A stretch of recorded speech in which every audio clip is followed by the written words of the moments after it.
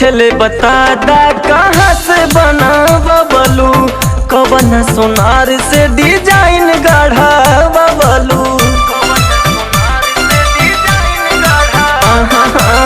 पूछले बता दा कहाँ से बना बबलू, कवन सोनार से डिजाइन गढ़ा बबलू। देखला पे खो गेले हरदम टोकेले, हरदम टोकेले कमर से मारे धाका।